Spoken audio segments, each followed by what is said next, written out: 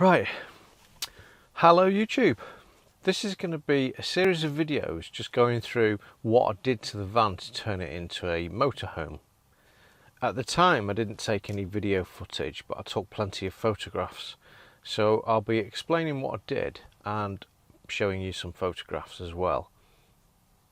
I think this will probably be a series of videos, otherwise it'll end up being quite a long video. So to start with, we'll go back to the beginning, and I always knew that I wanted to be able to stand up in a vehicle.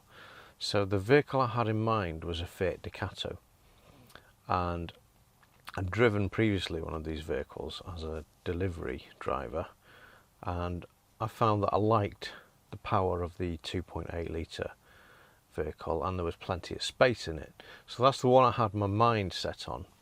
And I found this nice blue one with only 40,500 miles on the clock, and this is the one I purchased, and it was in good nick as well. So I had the van, and then I had to think about how I was going to turn it into a motorhome. Now the first thing I thought about was the insurance, because I knew that if you didn't notify your insurance company of changes you made to a vehicle, technically you might not be insured if there's an accident. So I contacted an insurance company that specialised in self-build motorhome conversions. I can't recall the name off the top of my head, but I'll put the name on screen.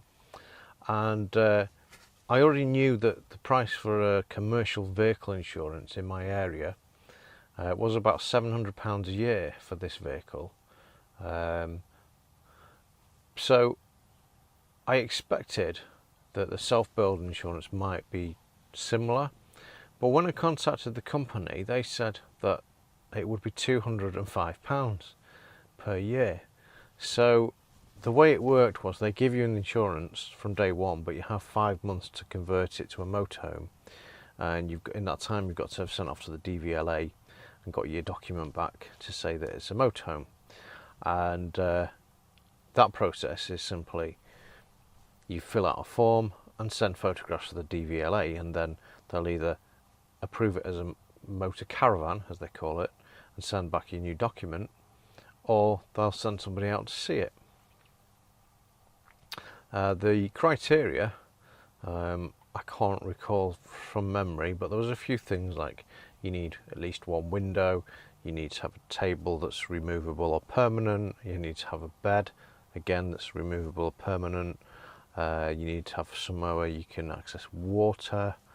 I'll put the list on screen that is on the DVLA's website, but that was the kind of list of things that needed to be done. So with that in mind, I got the insurance and I got started, and I used something called SketchUp. It's a free software for sort of designing things.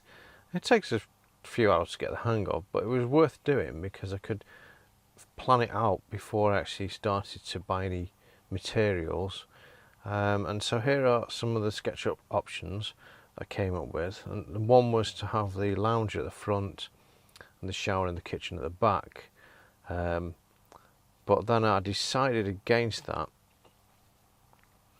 and went with the lounge at the back and the kitchen and so forth at the front. So yeah, that's the design I went with. I weren't like to precise measurements, but it was kind of a guide really before I started on the overall measurements. It wasn't a plan to actually, you know, get the material and then just screw it all together. There was still some trial and error involved afterwards. So here's some pictures of the van as it was, and there was this bulkhead, wooden bulkhead, and I was going to remove that, but then I thought about having a door in the middle for security, and I think on the tour of my van I explained that I did that because of the security aspect, and it also works really well to keep out the cold in the winter and keep the heat out in the summer. So I took all the boards off, and I insulated with Loft Insulation. I got that off eBay. I got a load of it for, I can't remember, a very small amount. Somebody didn't want it, and so I used Loft Insulation, and then I used a vapor membrane over that, and then I reboarded over the insulation until we ended up with something that resembled a van again, but obviously it was all insulated. For the floor, I used 2 layers of laminate floor insulation, the type that you buy from B&Q. It's just like fiberboard basically. It breaks very easily, and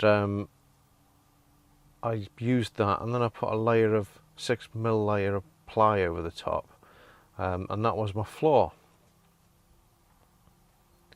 I didn't want to insulate the floor too much because I didn't want to lose any of the headroom in the van, and obviously I had to insulate the ceiling, and that would reduce it as well, so I kept the floor insulation to a minimum.